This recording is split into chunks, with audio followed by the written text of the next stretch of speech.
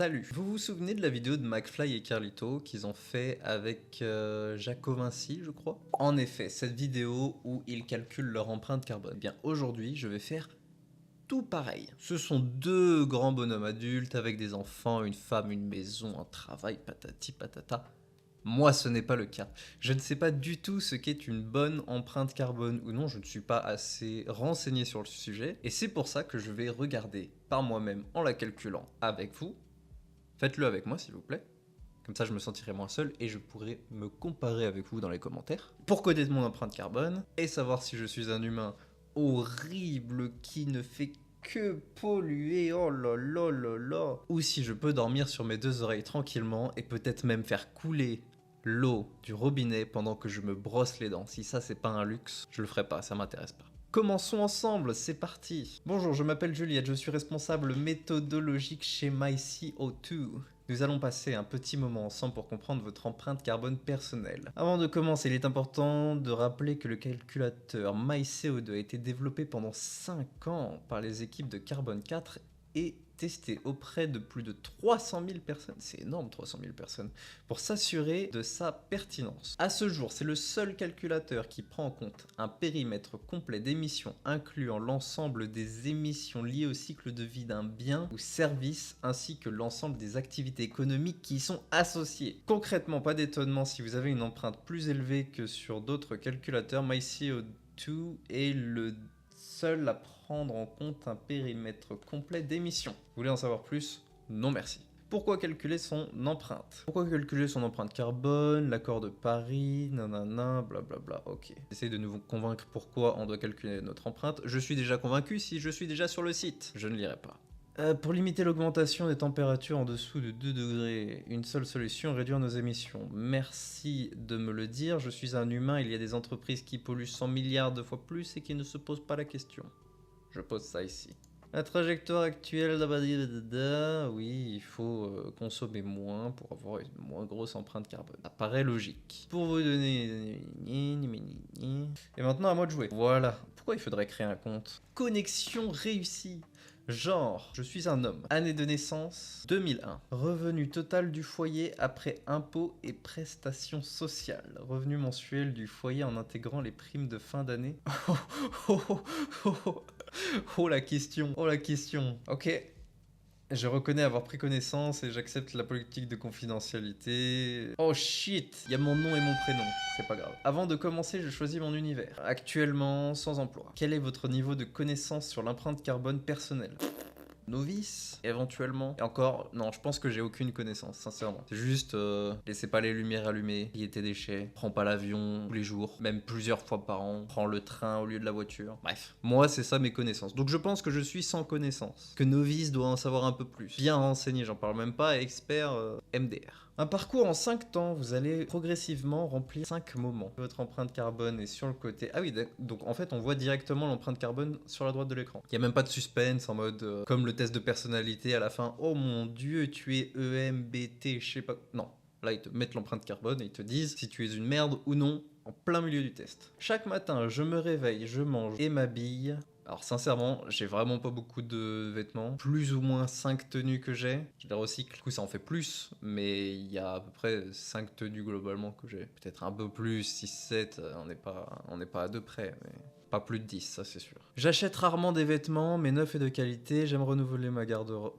J'achète rarement des vêtements. Sincèrement, c'est un des trucs qui m'intéresse le moins. Quand mes caleçons sont absolument tous déchirés par la vie, je commence à me poser la question sur est-ce que je devrais en racheter ou est-ce que je devrais continuer à les utiliser jusqu'à ce que le trou soit assez gros pour que ce ne soit plus un caleçon. C'est comme ça. Pareil pour les chaussettes, pareil pour les t-shirts. J'ai des t-shirts, il y a des trous à cause des chats parce qu'ils font leur griffe dedans. Tous mes vêtements ne sont pas pleins de trous ou quoi que ce soit, hein. Qu'on se comprenne bien. Simplement que j'en achète pas souvent, voire très rarement, et ceux que j'ai me conviennent très bien et je les utilise jusqu'à la mort avant d'en racheter. Je, seul chez moi, dans la commune de... Et j'ai des chiens et chats, 0 chien et 2 chats. Les plus beaux chats de l'univers. J'ai un chat de grande taille et un chat de petite taille. En général, le matin, je reste chez moi. C'est pas où aller le matin, vu que je ne travaille pas. Pour l'instant, donc tout bon. La journée, j'ai une activité amenant à des déplacements réguliers. Je me déplace pour mon activité sportive. En ce moment, 5 fois par semaine.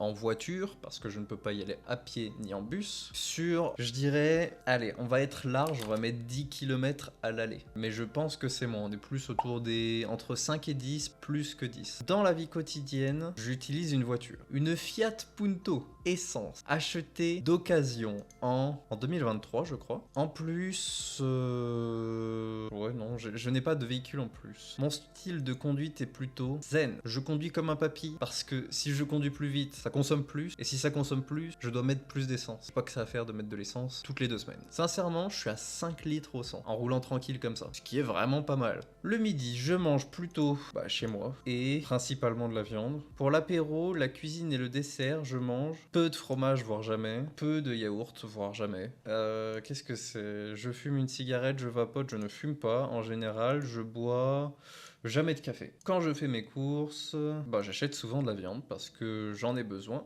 car je fais du sport et que j'ai besoin de protéines pour mon corps. Et je choisis d'acheter sans contrainte et de toute origine. Quoi? 1500, est-ce que c'est beaucoup? 7500. OMG, ça a tellement augmenté mon truc de CO2. J'aime rentrer chez moi, un appartement de, je pense, comme ça, moins de 30 ans à peu près, 69 mètres carrés.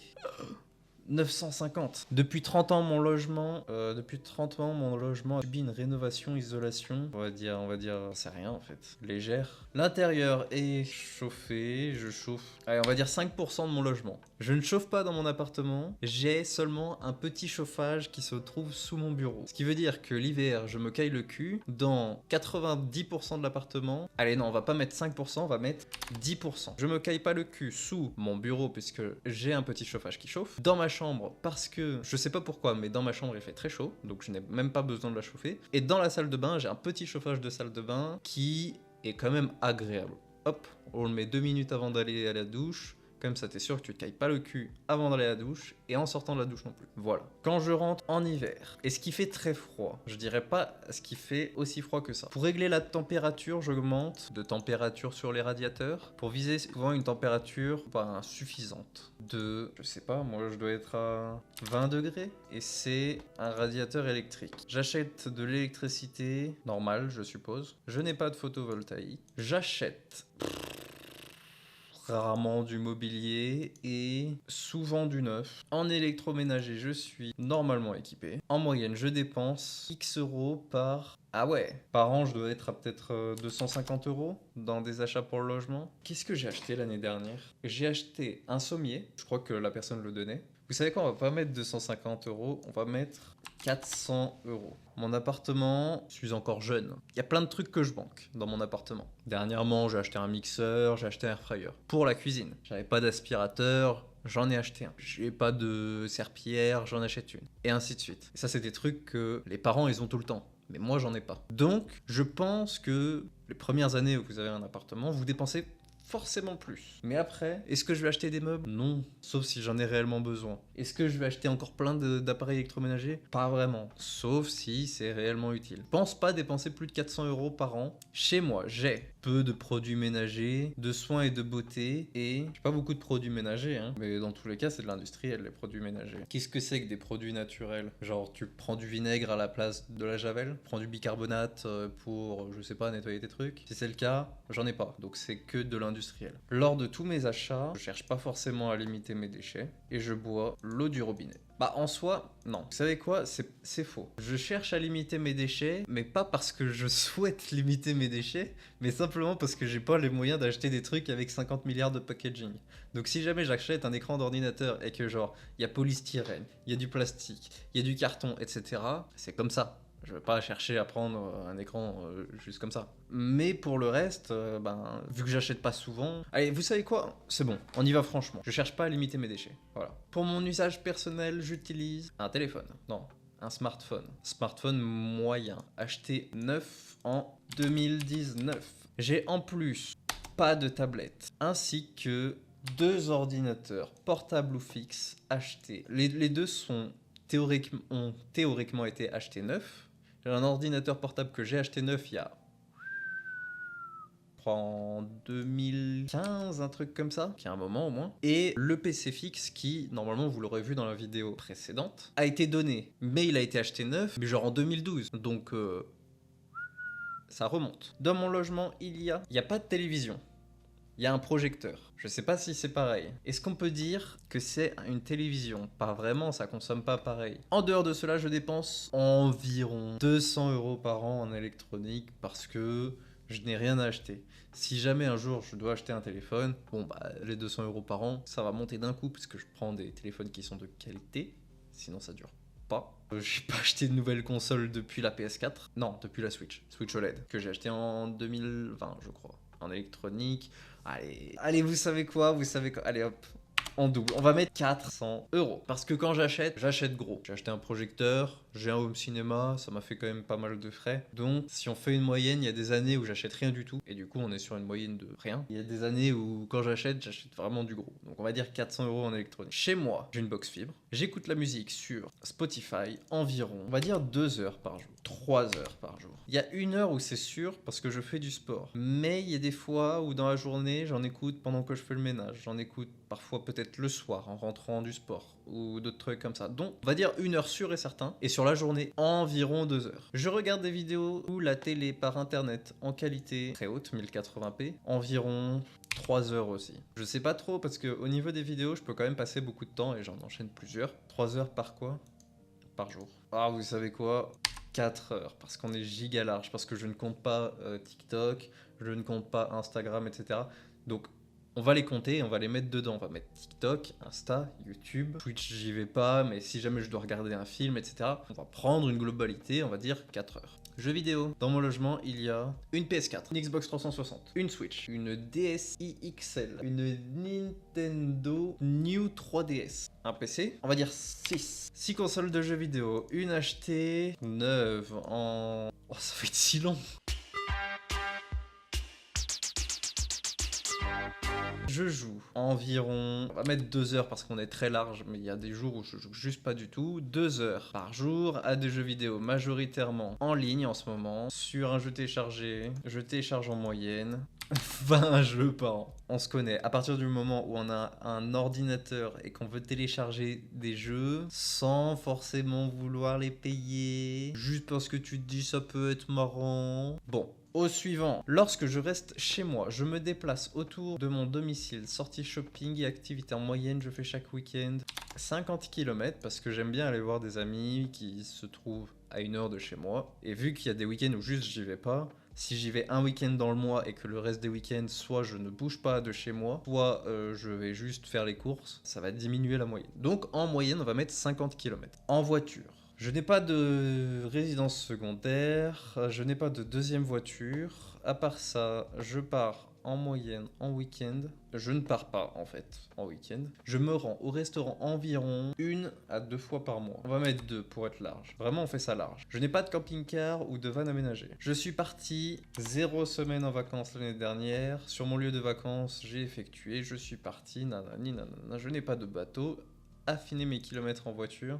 Distance estimée d'après votre remplissage. Ouais, c'est à peu près ça. Je fais à peu près 10 000 km par an. Félicitations, vous avez calculé votre empreinte carbone. Vous êtes au-dessus de la moyenne France. Vous devez réduire vos émissions de 6,3% par an chaque année. Votre objectif d'empreinte carbone à 2030 est 7,3 tonnes de CO2 pour vous aider. Nanana. Donc, je me déplace un peu plus que la moyenne. En même temps, j'habite entre guillemets en campagne. Donc, je suis obligé d'avoir des déplacements en voiture constamment. Je pollue plus que les autres sur la nourriture. Ils m'ont pas demandé si je commandais sur internet, ils m'ont juste demandé ce que je consommais. Généralement, j'achète tout en supermarché, je regarde pas plus que ça, mais soit. Pourtant, je cuisine énormément. J'achète vraiment matières premières et je cuisine. Peut-être que je l'ai mal rempli. Je me loge. Bon, bah, je sais pas, je me loge et je chauffe pas en hiver. J'achète rien. Dépenses publiques, je dépense rien. Je suis dans la moyenne. Je suis à 10,83 et la moyenne dans le pays de la France, 10,13. Je suis au-dessus de la moyenne. Juste à cause des déplacements en voiture. En même temps, il y a tellement de gens qui habitent dans les grandes villes que c'est facile pour eux. Ils sont là, ils prennent le bus, ils prennent le tram, ils prennent le métro, ils prennent le train. Je faisais tout ça avant aussi. Mais vu que je ne suis plus dans une grande ville, parce que je ne supporte pas les grandes villes, ça y est, diabolisation de la voiture. Je me suis fait avoir sur mon empreinte carbone à cause de ma voiture. C'est pas grave. Je mange beaucoup de viande. En même temps, je l'ai dit, je fais du sport, donc j'ai besoin de protéines. Par contre, ils m'ont pas posé de questions sur les fruits et légumes, etc. hein. Ça, c'est bizarre. Attendez, je reviens. Je me loge. Pour être précis au niveau des travaux, etc., c'est compliqué. Donc, j'avoue que si je demande pas au proprio, j'en ai aucune idée. J'achète pas de vêtements, très peu d'électronique, pas énormément en loisirs. Ils m'ont dit quand même pas mal au niveau de la maison, mais bon, je trouve que ça reste encore léger. Ouais, ok. Eh ben, j'attends d'avoir votre résultat à vous. Partagez-moi tout ça en commentaire. Peace.